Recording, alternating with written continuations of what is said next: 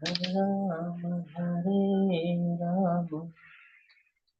રામ રામ હરે હરે.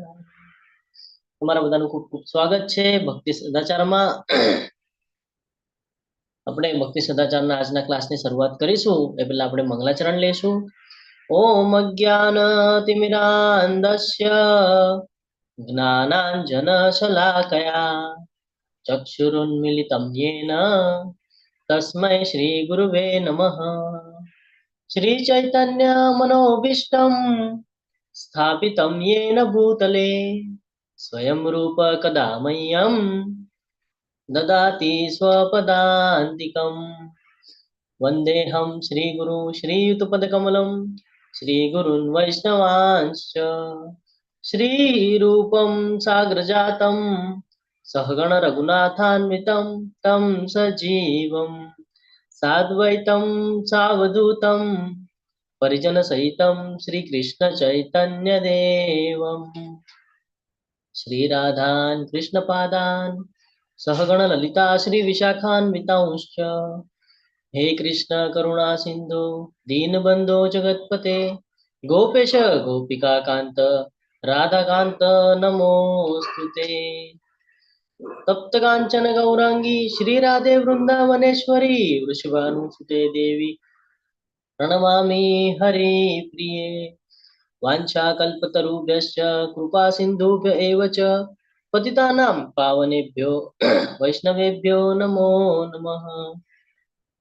नमो विष्णुपादाय कृष्णपृष्ठाय भूतले श्रीमते जयपताका स्वामिनीति नामिने नमः आचार्यपदाय निताय कृपाप्रदायिने गौरकथाधामदया नगरगामतारिणे नमो विष्णुपादाय कृष्णपृष्ठाय भूतले श्रीमते भक्तिवेदांत स्वामिनीति नामिने नमस्ते सारस्वते देवे गौरवाणी प्रचारिणे निर्विशेष शून्यवादी पाश्चात्य देश तारिणे.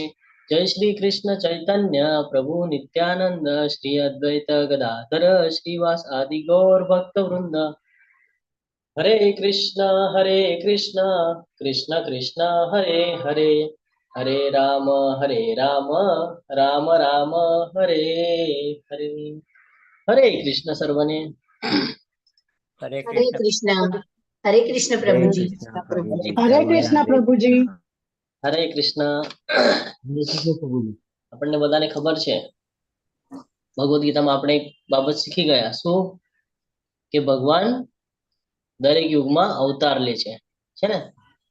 આપણને ઘણા અવતારો વિશે જ્ઞાત હશે, અમુક અવતારો ખબર નહીં હોય, તો આપણે 10 અવતાર લેવાના છે. આપણે 10 વિવિધ અવતાર એની આપણે માહિતી લેવાના છે. હવે આ બધું ક્યાં મળે છે આપણને, કયા શાસ્ત્રમાં મળે છે? ભાગવતમમાં. એમાંનો આ એક અવતાર છે મત્સ્ય અવતાર. પહેલો અવતાર કયો છે? મત્સ્ય અવતાર. ભગવાન અવતાર શા માટે લે છે? ભગવદ ગીતામાં કીધું છે શું કીધું છે? यदा यदा हि धर्मस्य ग्लानिर्भवति भारत अभ्युत्थानम धर्मस्य तदात्मानं सृजाम्यहम् परित्राणाय साधुन विनाशाय च दुष्कृतम धर्म संस्थापनार्थाय संभवामि युगे युगे. શું કરે છે? પોતાના ભક્તોનો ઉદ્ધાર કરવા માટે ભગવાન અવતાર લે છે. હવે અહીંયા મત્સ્ય અવતાર આપણે સમજવાના છીએ. શા માટે ભગવાને મત્સ્ય અવતાર લીધો હશે? મત્સ્ય અવતાર લેવાની પાછળ બે રીઝન છે. 2 વાર ભગવાને મત્સ્ય અવતાર લીધેલા છે. તો એક શા માટે લીધેલા છે? કારણ કે એકવાર ધર્મની સ્થાપના કરવા માટે અને બીજી વાર ભક્તોનો ઉદ્ધાર કરવા માટે. શેની માટે લીધા છે? પહેલી વાર જે શાસ્ત્રો છે. અવાજ આવે છે મારો ક્લિયર? હરે કૃષ્ણ. હા પ્રભુજી આવે છે. ઓકે, તો પહેલી વાર શું કામ લીધું છે? ધર્મની સ્થાપના કરવા માટે. અને બીજી વાર શું કામ લીધું છે? તો ભક્તોનો ઉદ્ધાર કરવા માટે. એટલે બંને બાબત સમજવાના છીએ આજના અધ્યાય દ્વારા. હવે અહીંયા જે લખવામાં આવેલું છે એ શું છે ખબર છે કોઈને? ક્યાં સાંભળ્યું છે આ? પ્રલય પયોધિ જલે ધૃતવાન અસि વેદિમ વિહિત વહિત્ર ચરિતમ અખેદમ કેશવ ધૃત મિન શરીર જય જગદીશ હરે. ક્યાં સાંભળ્યું છે? આપણે આ ટૂન સાંભળેલી છે, મતલબ આમાં નરસિંહ આરતીમાં. રાઈટ, એટલા માટે જ મેં ટોનમાં ગાયું. ટોનમાં ગાયું હોત તો તમને ખબર પડી જાત કે આ ક્યાં સાંભળ્યું છે, એટલે મેં ટોનમાં ના ગાયું. ક્યાં સાંભળ્યું છે આ? જ્યારે નરસિંહ આરતી. નરસિંહ આરતીમાં. હા, નરસિંહ આરતીમાં છે ને આ જયદેવ ગોસ્વામીએ કીધેલું છે. કોણે કીધું છે? જયદેવ ગોસ્વામીએ. શું કીધું છે કે કેશવા, કેશવા એટલે કોણ? ભગવાન કૃષ્ણ. કે હે સૃષ્ટિના સ્વામી, હે ભગવાન હરિ, જેમણે માછલીનું રૂપ ધારણ કર્યું છે, તમને બધા ગૌરવ. વિનાશના તોફાની સમુદ્રમાં ડૂબી ગયેલા વેદોને રક્ષણ આપવા માટે તમે એક વિશાળ માછલીના રૂપમાં આસાનીથી નૌકા તરીકે કામ કર્યું. કેવી રીતે કામ કર્યું છે? આસાનીથી નૌકા તરીકે. એટલે ડબલ અહીંયા બે બાબત આવેલી છે. એક તો ધર્મની પુનઃસ્થાપના માટે. હવે આપણે એ પણ જોવાનું છે કે ધર્મની પુનઃસ્થાપના કઈ રીતે થઈ હતી. અને મત્સ્ય અવતાર લેવાની પાછળનું રીઝન શું છે? ઘણા બધા અવતાર છે. મત્સ્ય અવતાર, વરા અવતાર, કુર્મા અવતાર. વરા અવતાર શા માટે લીધેલો છે ખબર છે કોઈને? હરે કૃષ્ણ. હિરણ્યકશિપુએ આખી પાણીમાં ડૂબાડી દીધું હતું, તો એના માટે. હા, અરે પૃથ્વીને પાણીમાં વિનાશ કરી રહ્યા હતા ત્યારે. જો નામથી જ આપણને ખબર પડે છે મત્સ્ય એટલે માછલી. કેટલી વિરાટ માછલી છે. પણ એ જોવાની બાબત એક છે કે માછલીને કોઈ દિવસે શિંગડું હોતું નથી, પણ અહીંયા માછલીને શિંગડું છે, જેને બાંધવામાં આવેલી છે. બરાબર. અને અહીંયા ઘણા બધા ઋષિઓ, સપ્ત ઋષિ દેખાય છે આપણને. કોણ છે આ બધા? સપ્ત ઋષિઓ છે. એમનો ઉદ્ધાર કરી રહ્યા છે. આ ક્યારે ક્યારે પોસિબલ થાય? જ્યારે ભગવાનના ભક્ત, શુદ્ધ ભક્તો હોય ને, તો આ પોસિબિલિટી છે. નહીં તો વિનાશ થતો હોય તો એમાં જે અભક્તો હોય એ બચી શકે નહીં, એમાં એ પણ વયા જાય. પણ જે ભક્તો હોય ને, એને બચાવવા માટે ભગવાન કયા પણ સ્વરૂપ લેવા તૈયાર હોય છે. પણ ભક્ત શુદ્ધ હોવો જોઈએ. જો આપણને દેખાય છે. અને આ શું છે ખબર છે? આ શેનાથી બાંધ્યું છે ખબર છે? નાગ. નાગથી. હા, નાગ છે. જ્યારે સમુદ્ર મંથન પણ થતું હતું ત્યારે પણ એનો ઉપયોગ થયો હતો, યાદ છે ને? તો એ નાગ છે. તો આપણે આ સ્ટોરી જોવાની છે આજે, જે ભાગવતમમાં કહેવામાં આવેલ છે. 8મા સ્કંદના 24મા અધ્યાયમાં આપેલું છે. એમાં આપેલું છે ભાગવતમના 8મા સ્કંદના 24મા અધ્યાયમાં. શું કીધેલું છે આપણે જોઈએ હવે. માછલીના બે અવતાર હતા. એક અવતાર શું કામ થયો હતો? તો ભગવાન હરિગ્રીવને મારીને વેદોને બચાવવા માટે એક માછલીના અવતાર તરીકે પ્રગટ થયા. અને તેમણે રાજા સત્યવ્રતની કૃપા દર્શાવવા માટે અન્ય માછલીનો અવતાર ધારણ કર્યો. પહેલું શું કામ કર્યું? તો હયગ્રીવને મારવા માટે. કારણ કે એ વેદો ચોરીને લઈ ગયા હતા. ક્યાં લઈ ગયા હતા? પાણીમાં ઊંડે. હવે પાણીમાં કોણ વધારે ટકી શકે? માછલી સિવાય બીજું કોઈ ટકી શકે નહીં. એટલા માટે ભગવાને એ અવતાર લીધેલો. બીજી ઘટના છે સત્યવ્રતની, સત્યવ્રત રાજાની. હવે એ પણ ક્યારે પોસિબલ થયું? આપણે સત્યવ્રત રાજાની જે આ કથા છે એ સાંભળી રહ્યા છીએ. ક્યારે પોસિબલ થયું? ક્યારે એમનું નામ અહીંયા સુધી પહોંચ્યું? જ્યારે એટલા શુદ્ધ ભક્ત થયા ત્યારે. ભગવાને ક્યારે એમને હેલ્પ કરી? જ્યારે એ શુદ્ધ ભક્ત હતા ત્યારે. તો ભક્તિ માર્ગમાં આગળ આવવું હોય ને, ભક્તિ માર્ગમાં આપણને પોતાને આગળ લાવવું હોય તો આવી બધી જે કથાઓ છે એનું શ્રવણ બહુ જરૂરી છે. જે ભાગવતમની બધી કથાઓ છે એ બધી હંમેશા આપણે શ્રવણ કરવી જોઈએ. જેટલું વધારે આપણે શ્રવણ કરશું ને એટલું આપણા અંદર ભક્તિનું ઓલું વધશે. આપણે ભક્તિ તરફ આગળ વધીશું. આ બહુ મહત્વની બાબત છે. અને આપણને ભગવાનના વિવિધ અવતારો વિશે જ્ઞાન પણ મળી રહ્યું છે. આગળ વધીએ. આ કથા છે કે કેવી રીતે ભગવાન એકવાર માછલીના રૂપમાં અવતર્યા. આ એટલા માટે કારણ કે એકવાર ભગવાન બ્રહ્માએ વેદ ગુમાવ્યા હતા. જો હવે એમનું સ્થાન પણ કેવું છે? ઊંચું સ્થાન છે બ્રહ્માજીનું. બરાબર ને? 14 લોક સંભાળે છે. આપણે જ્યારે ગોલોક ચાર્ટ જોઈએ છે તેમાં આપણે જોઈએ છે 14 લોક કોણ હેન્ડલ કરે છે? બ્રહ્માજી છે ને. એમણે પણ ગુમાવ્યા છે. આ જે વેદ હતા એ એમણે ગુમાવ્યા. જે સમુદ્રના તળિયે રહેતા હયગ્રીવ નામના અસુર દ્વારા ચોરાઈ ગયા હતા. પાણીમાં રહેવા માટે માછલી સર્વશ્રેષ્ઠ પ્રાણી હોવાથી કૃષ્ણએ વેદ પાછો મેળવવા માટે માછલીનું રૂપ ધારણ કર્યું. એટલે આના પરથી આપણે શું સમજી શકીએ છીએ? કે ધર્મને બચાવવા માટે ભગવાને આ અવતાર લીધેલો છે. તો થાય છે એવી રીતે. હવે આપણે સ્ટોરીની શરૂઆત કરીએ.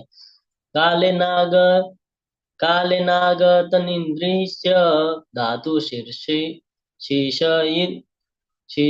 શોરબિલી મુખતો નિશ્રુતાન વેદાન હયગ્રીવોંતિ કે કે હરત. શું કીધું છે?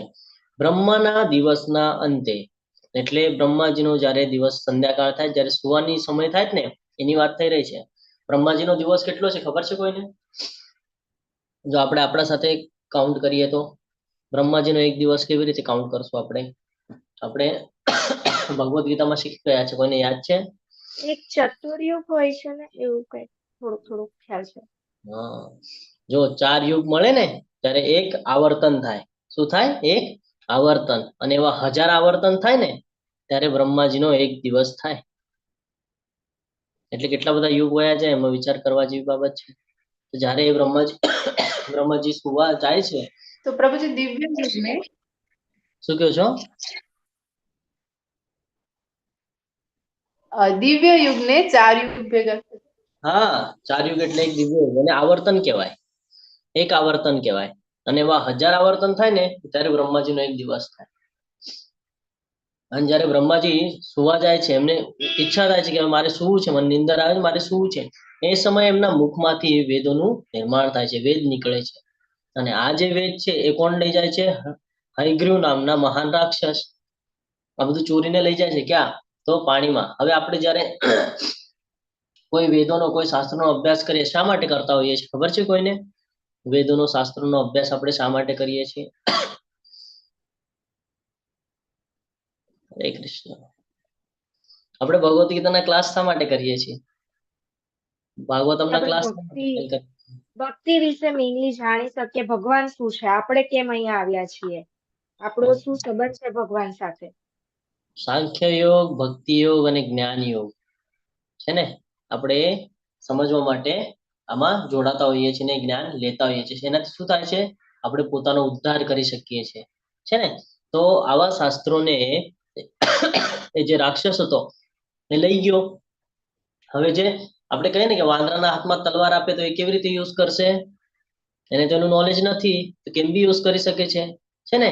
તો એવી જ રીતે હયગ્રીવ નામનો રાક્ષસ આ બધા વેદોને ચોરીને લઈ ગયો, જેનાથી નુકસાન થાત ઘણું બધું. આ હવે ભગવાનને ખબર પડે છે, ભગવાન તો અંતર્યામી છે, ભગવાનને ખબર પડે છે કે આવી રીતે નુકસાન થવાનું છે. તો હવે એ બચાવવા માટે ભગવાન માછલીનું રૂપ ધારણ કરે છે અને પાણીના એકદમ નીચે નીચે જાય છે ઊંડાણમાં, અને એની સાથે યુદ્ધ કરીને એ બધા વેદો પાછા લાવીને બ્રહ્માજીને અર્પણ કરે છે ફરીથી. અને આવી રીતે વેદોને બચાવે છે. જો અહીંયા કીધું છે જ્ઞાત્વા જ્ઞાત્વા તદ્દાનવેન્દ્રસ્ય હયગ્રીવસ્ય ચેષ્ટિતમ દધાર સપરી રૂપમ ભગવાન હરિરીશ્વરઃ. મહાન રાક્ષસ હયગ્રીવના કૃત્યોને સમજીને સર્વ ઐશ્વર્યથી ભરેલા પરમ પુરુષ હરિએ માછલીનું રૂપ ધારણ કર્યું અને રાક્ષસનો વધ કરીને વેદોનો ઉદ્ધાર કર્યો. આ એક સ્ટોરી પૂરી. આ પહેલી સ્ટોરી છે. શું કર્યું ભગવાને? કે બધા વેદોને બચાવ્યા, છે ને, ધર્મનું રક્ષણ કર્યું. અને બીજી સ્ટોરી ભક્તોનો ઉદ્ધાર. હવે અહીંયા આપણે એ જ સમજવાના છીએ કે કેવી રીતે ઉદ્ધાર કર્યો સત્યવ્રત રાજાની સાથે બાકીના સપ્ત ઋષિઓનો. એકદા કૃતમાલાયા પૂર્વતો જલતર્પણમ તસ્યાજલ્યુદકે કાચિચ ભયે કાભ્ય પદત્યત. એક સમયે સત્યવ્રત નામનો રાજા રહેતો હતો. કોણ રહેતો હતું? સત્યવ્રત નામનો રાજા. તે ભગવાન વિષ્ણુના મહાન ભક્ત હતા. જ્યારે પણ સમય મળે ત્યારે ભગવાનની ભક્તિ કરે, ભગવાન માટે સમય કાઢે, છે ને. આ સમજવા જેવી છે સ્ટોરી.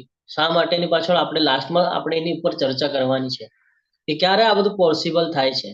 આપણને એમ થાય છે આપણે થોડીક ભક્તિ કરીશું અને ભગવાન આપણને તરત બધું આપી દેશે. ભગવાન પણ એક્ઝામ લેતા હોય છે કે તને બધું જોઈએ તો છે પણ તું એની માટે કેટલો કેપેબલ છે. એટલા માટે આ સ્ટોરી સમજવા જેવી છે. તો એક સમયે સત્યવ્રત નામનો રાજા રહેતો હતો. તે ભગવાન વિષ્ણુના મહાન ભક્ત હતા અને દરરોજ તેમની પૂજા કરતા હતા. એક દિવસ જ્યારે તે તેની રોજિંદી પૂજા કરી રહ્યો હતો ત્યારે એક નાની માછલી તેના પાણીના વાસણમાં ફસાઈ ગઈ હોય તેવું લાગ્યું. એટલે આપણે આમ અંજલિ ભરીએ ને જળની, એવી રીતે અંજલિ ભરતા હતા. તો આમ ઉપાડીને એમણે પાણીમાં છોડ્યું, તો પાણી લીધું, એમને એમ લાગ્યું કે મેં પાણી લીધું, પણ જોયું છે તો એમાં માછલી છે નાની. પાછું એ પાણી નાખે છે, પાછું બીજું પાણી અંજલિમાં ભરે છે, પાછું નાખે, એ જ માછલી ફરીથી આવે છે એમાં, 2-3 વાર એવી રીતે કરે છે. પછી એ કહે છે કે યાર આ માછલી આવે છે કેમ મારે? તો માછલી ગડગડેમાં આવે છે કેમ? તો આગળ શું કહે છે આપણે સમજીએ. સાતુ તત્રેણ વર્ધમાના કમંડલો અલબ્ધ્વાત્માવકાશમ વા ઇદમાહ મહીપતિમ. પરંતુ હા, તો એ માછલી એમાં વારે ઘડી આવે છે. અહીંયા શ્લોક નથી આમાં, પણ હું તમને જણાવી દઉં કે એક્ઝેક્ટલી છે શું. આના પહેલાનો એક શ્લોક છે, એમાં એમ કે છે, એ માછલી કે છે એ રાજાને કે તમે મને અહીંયા એકલું નહીં મૂકો, આમાં ઘણા બધા વિશાળ મોટા મોટા એવા બધા જળચર પ્રાણીઓ છે જે મને ખાઈ નાખશે, મને મારી નાખશે, મારું નુકસાન થઈ જશે, મારો જીવ વયો જશે. તો તમે મને અહીંયા એકલું નહીં મૂકો, તમે મને તમારી સાથે લઈ જાઓ અને મને કોઈક સેફ જગ્યા ઉપર મૂકો, એમ કે છે. એને રિક્વેસ્ટ કરે છે. હવે જો ભગવાને અવતાર લીધેલો છે, ભગવાનને જરૂર છે કે રિક્વેસ્ટ કરવાની?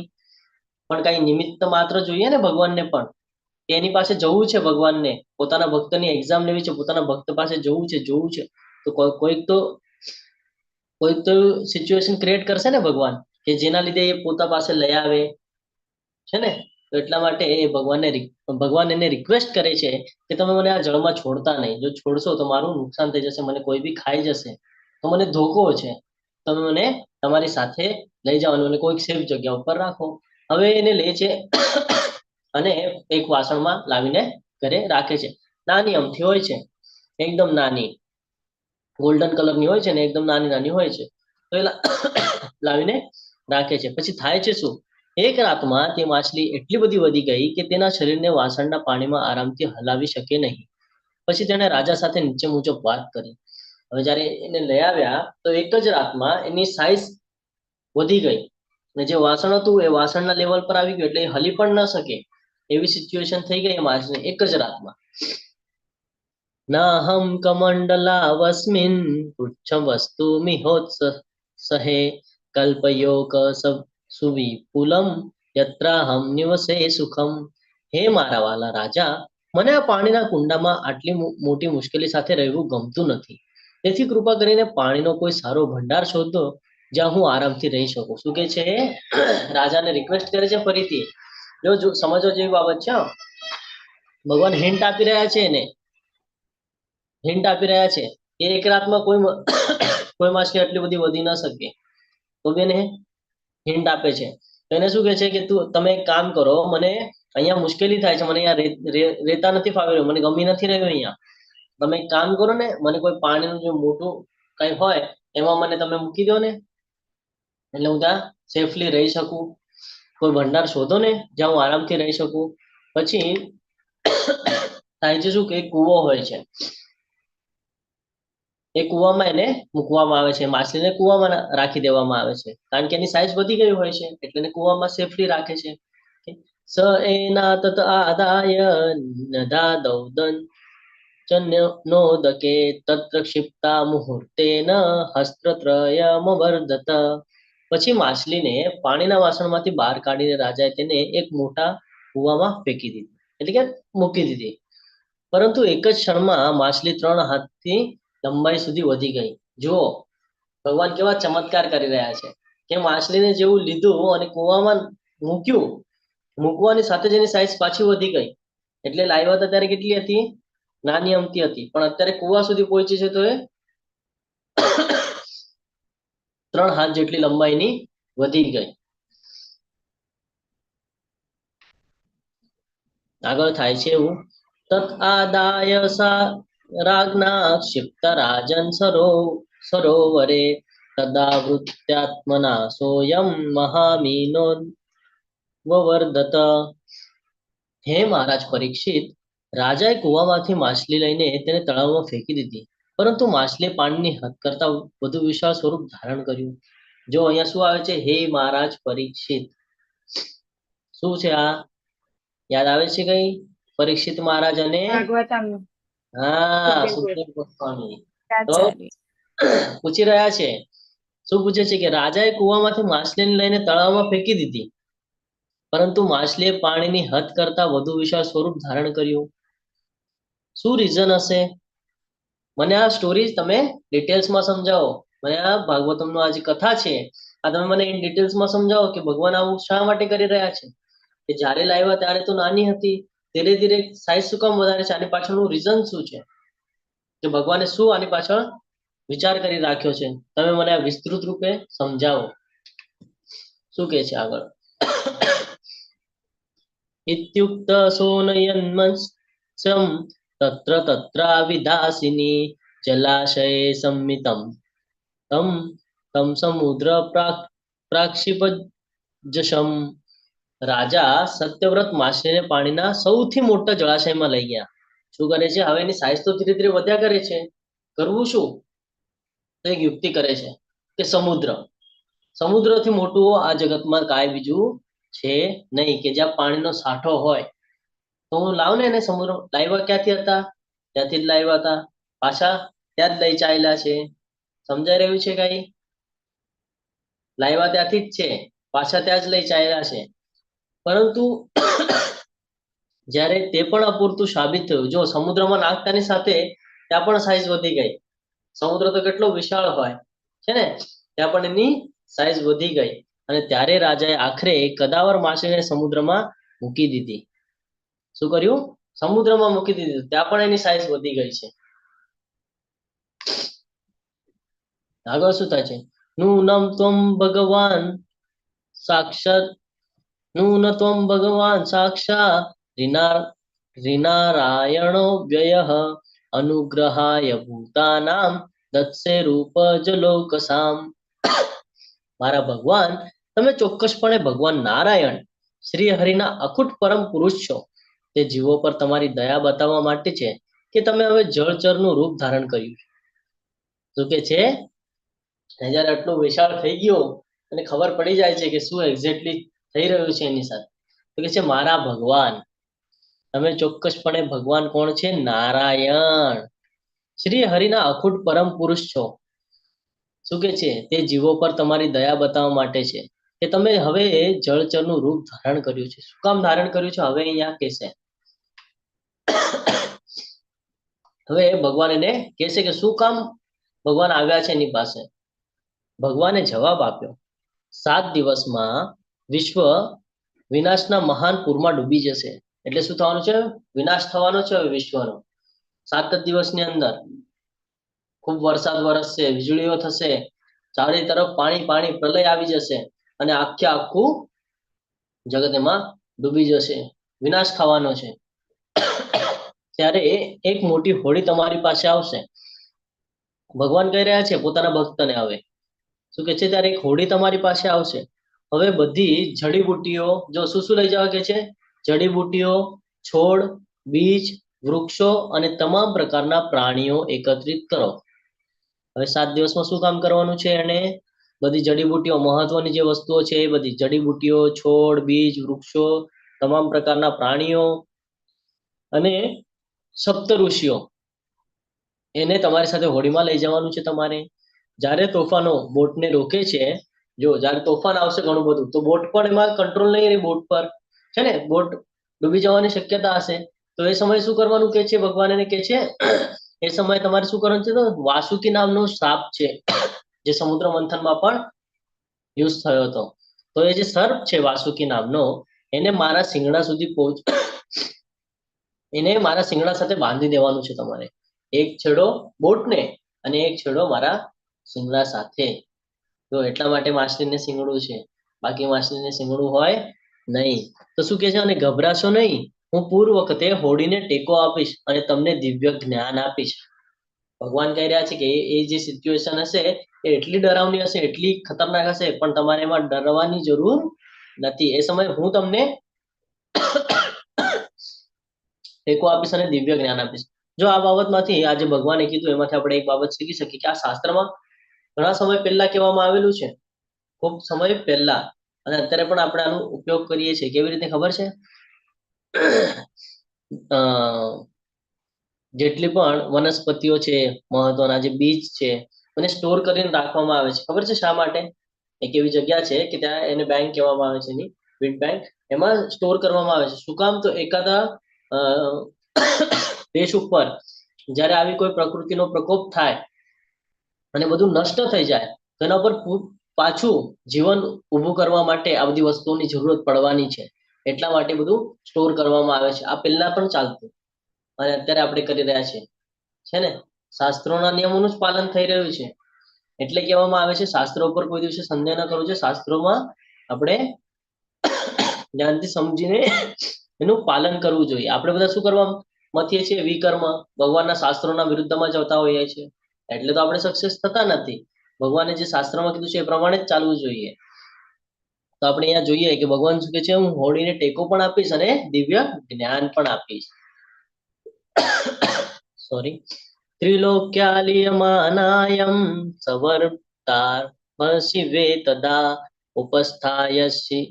ઉપસ્થાસ્યંતિ નૌ કાંચિત વિશાલા ત્વમ મયેરિતા. જ્યારે ત્રણેય લોકમાં પાણી ભળી જશે ત્યારે મારા દ્વારા મોકલવામાં આવેલી એક મોટી હોડી તમારી સમક્ષ આવશે. શું કે છે? જ્યારે બધી કોર વરસાદ, વાવાઝોડું અને આખું પ્રલયથી બધું પાણી પાણી પાણી ત્રણ લોકમાં પાણી ભરાઈ જશે, એ સમયે મારા દ્વારા તમને એક હેલ્પ થવાની છે. જે બોટ છે, જે હોડી છે, એ તમારી પાસે આવવાની છે. આગળ શું કે છે? દોદુયમાનમ તામ નામમ સમીરેણ બલીયસા ઉપસ્થિતસ્ય મે શૃંગે નિબધીહિ મહાહિના. પછી શક્તિશાળી પવનો દ્વારા હોડીને ઉછાળવામાં આવશે. જો અહીંયા બધું ભગવાન કહી રહ્યા છે પહેલા જ કે શું શું સિચ્યુએશન થવાની છે પ્રલય કાળે, અંતિમ સમયે જ્યારે બધો પ્રલય આવવાનો છે ત્યારે સિચ્યુએશન પહેલા જ યાદ અપાવી દે છે કે આવું બધું થશે, ડરવાની જરૂર નથી. પહેલા જ બધું ક્લિયર કરી દે છે. ક્યારે આ બધું ક્યારે પોસિબલ થાય છે? આ બધું સમજવા જેવું છે, ખૂબ મહત્વનું છે. આ બધું સાથે લઈ જવાનું છે આજે આપણે. આ બધું ક્યારે પોસિબલ થાય છે? જ્યારે એક શુદ્ધ ભક્ત બને છે ને, તો આ બધું પોસિબલ થાય છે. જે શુદ્ધ ભક્ત હોય એને ભગવાન વારે ઘડે યાદ અપાવે કે આવું આવું થઈ શકે છે, ડર નહીં, આવું થશે, તું ટેન્શન નહીં લે, હું તારી સાથે છું, કે છે ને ભગવાન.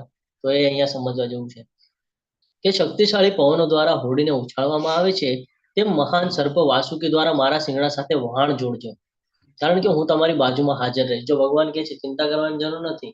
જ્યારે એવી સિચ્યુએશન ક્રિએટ થશે ને તો શું કરજે? હું તારી બાજુમાં હોઈશ, મારા શિંગડામાં તું વાસુકીને બાંધી દેજે અને તારા વહાણને એટલે તારા બોટને પણ એક સાઈડથી બાંધી દેજે. હું તને એમાં બચાવી લઈશ. અને એની સાથે બોટમાં શું શું લેવા કીધું છે?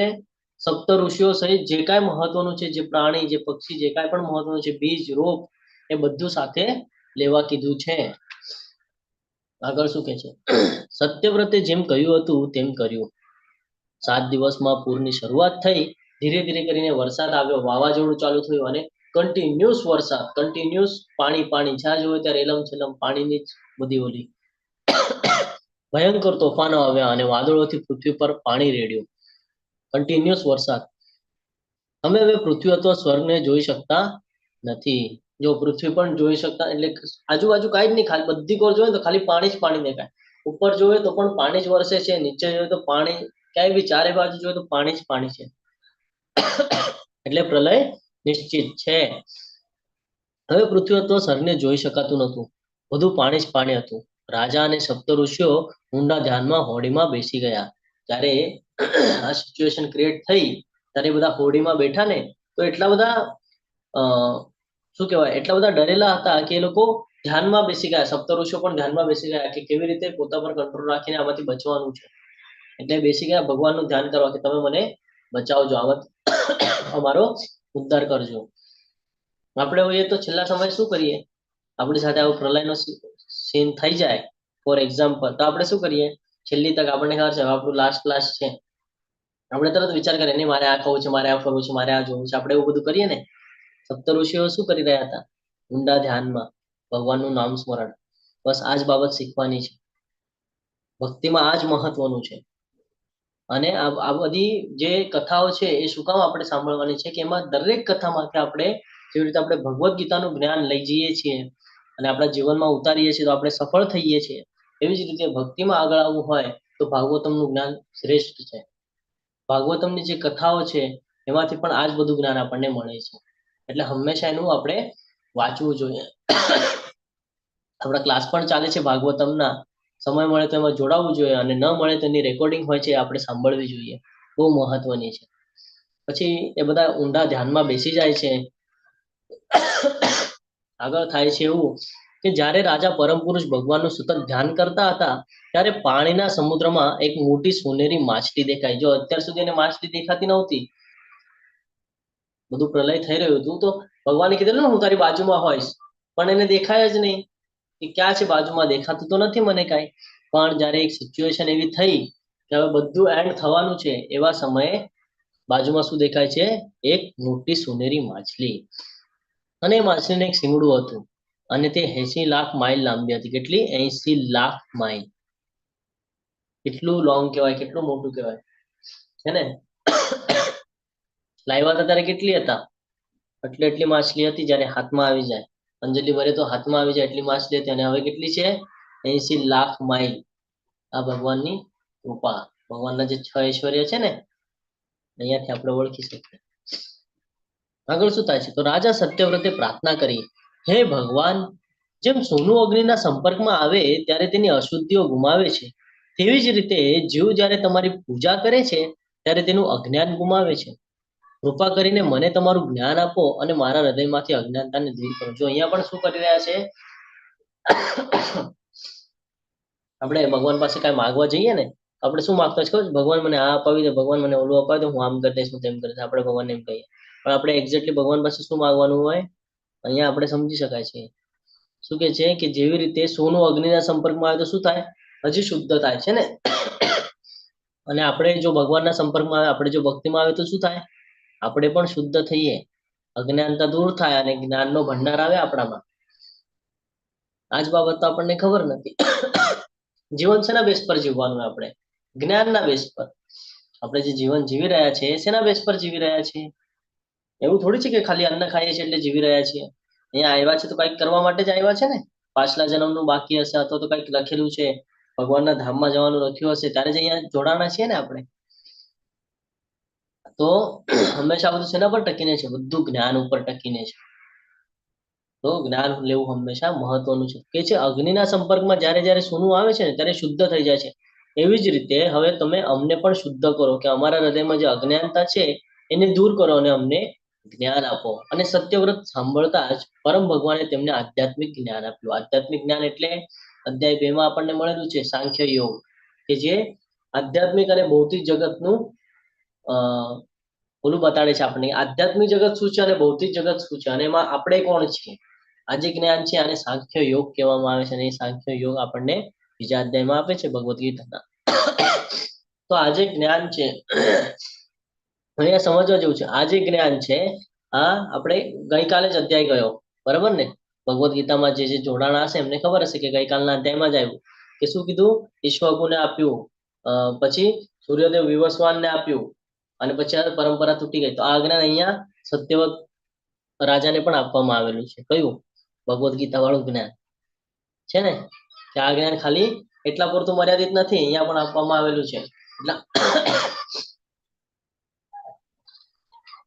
આગળ આવીએ. શું કે છે? પુરાણમ સહિતામ દિવ્યા સાંખ્ય યોગો ક્રિયાવતીમ સત્યવ્રતસ્ય રાજર્ષે આત્મસ્ફૂયમ શેષતઃ.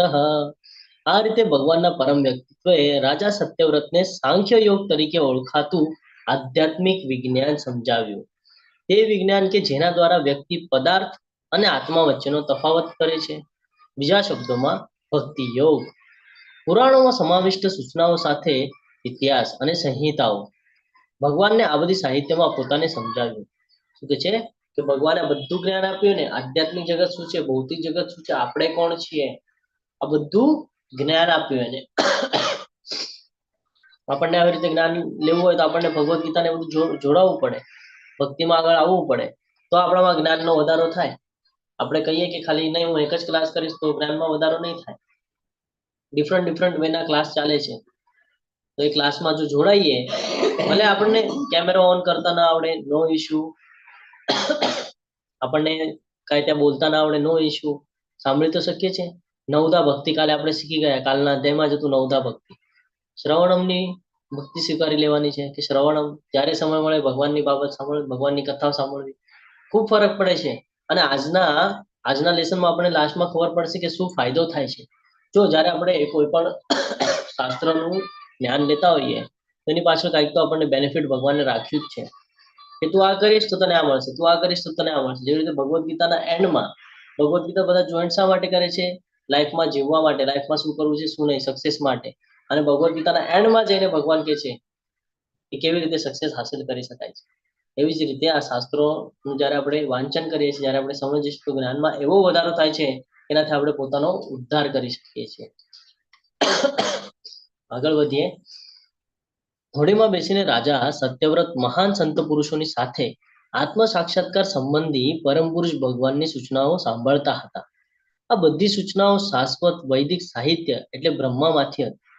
આમ રાજા અને ઋષિઓને પરમ સત્ય વિશે કોઈ શંકા નહોતી. અંતિમ સમયે એમને એમ લાગ્યું કે હવે આપણો અંતિમ સમય છે ને, એ સમયે એમને જ્ઞાન મળી રહ્યું છે. જેવી રીતે પરીક્ષિત મહારાજ લઈ રહ્યા હતા કે એમને ખબર પડી છે ને કે સર્પદંશથી એમનું મૃત્યુ થવાનું છે. જઈને તરત જ્ઞાન લેવા ભાગવતમ ચાલુ હતું, ત્યાં જઈને બેસી ગયા અને ભાગવતમનું જ્ઞાન લેતા. આપણને ખબર નથી આપણી લાસ્ટ ટાઈમ ક્યારે આવવાનો છે, પણ આપણા હાથમાં એક બાબત નિશ્ચિત છે કે આપણને જે સમય મળે છે એમાં આપણે ભગવાનનું જ્ઞાન લેવું જરૂરી છે, ભગવાનની ભક્તિ કરવી જરૂરી છે. આપણને નથી ખબર લાસ્ટ ટાઈમ આપણો ક્યારે આવવાનો છે. પણ જો એ સમય થઈ જશે તો ભગવદ્ ગીતામાં લખેલું છે અંત સમયે ભગવાનનું સ્મરણ કરે છે તો શું બેનિફિટ થાય છે. એવી રીતે દરેક બાબતમાં ભગવાને કંઈક ને કંઈક બેનિફિટ રાખ્યું છે આપણા જીવ માટે. આગળ વધીએ.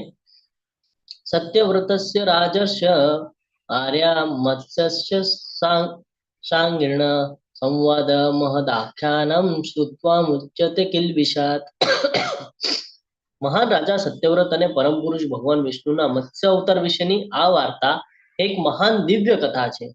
જે કોઈ તેને સાંભળે છે તે પાપી જીવનની પ્રતિક્રિયાઓમાંથી મુક્ત થાય છે. શું કે છે? જે કોઈ તેને સાંભળે છે તે જીવનની પાપી પ્રતિક્રિયાઓમાંથી મુક્ત થાય છે. દરેક બાબતમાં ભગવાને આપણને કંઈક ને કંઈક બેનિફિટ આપેલો છે. હવે જેણે આ સાંભળ્યું હશે, જે આ વારે વારે સાંભળતા હશે, આ તો પહેલો અવતાર થયો છે. હવે હજી અનેક અવતારની ચર્ચા આપણે કરવાના છે. તો અહીંયા ભગવાને કીધું છે કે શું બેનિફિટ મળે છે જો તમે એને સાંભળો તો. જે વ્યક્તિ મત્સ્ય અવતાર અને રાજા સત્યવ્રતનું આવર્ણન કહે છે તેમની તમામ મહત્વકાંક્ષાઓ ચોક્કસપણે પૂર્ણ થશે. મહત્વકાંક્ષાઓ આપણને બધાને ખબર છે શું હોય બધાની. તો અહીંયા ક્લિયરિટી આપે છે, ગેરંટી આપે છે કે ચોક્કસપણે પૂર્ણ થશે અને તે નિશંકપણે ઘરે પાછો ફરશે. ઘરે એટલે આપણા પોતાના ઘરની વાત નથી થઈ રહી, ગોલોક વૃંદાવન.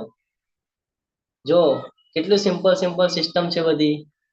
ખાલી શું કીધું છે ભગવદ્ ગીતામાં પણ એમ જ છે કે યત્ર યોગેશ્વર કૃષ્ણ યત્ર પાર્થો ધનુર્ધર, કે જ્યાં જ્યાં યોગેશ્વર કૃષ્ણ, ધનુર્ધારી અર્જુન, પાર્થ, આ બેનું કન્વર્સેશન જે કોઈ સાંભળશે એને 4 ફાયદા થશે. એવી રીતે અહીંયા પણ ફાયદો આપેલો છે ભગવાને આપણને કે જે વ્યક્તિ મત્સ્ય અવતાર અને રાજા સત્યવ્રતનું આ વર્ણન કહે છે તેની તમામ મહત્વકાંક્ષાઓ ચોક્કસપણે પૂર્ણ થશે અને તે નિઃશંકપણે ઘરે પાછો આવશે, એટલે ગોલોક વૃંદાવનમાં જશે.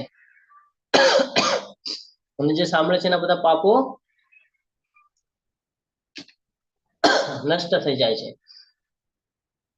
તો આ સાથે આપણો આજની કથા અહીંયા પૂર્ણ થાય છે. તમે બધે મને ખૂબ શાંતિપૂર્વક સાંભળ્યું એટલે તમારા બધાનો હું ખૂબ ખૂબ આભારી છું. વાંછા કલ્પતરુભ્યશ્ચ કૃપા સિંધુભ્ય એવ ચ પતિતાનાં પાવનેભ્યો વૈષ્ણવેભ્યો નમો નમઃ. અનંત કોટી વૈષ્ણવ વૃંદ કી જય. મત્સ્ય અવતાર ભાગવતમ કી જય. શ્રીલા પ્રભુપાદ કી જય. સદગુરુ દેવ કી જય. હરે કૃષ્ણ કૃષ્ણ કૃષ્ણ હરે હરે, હરે હરે રામ રામ રામ હરે હરે.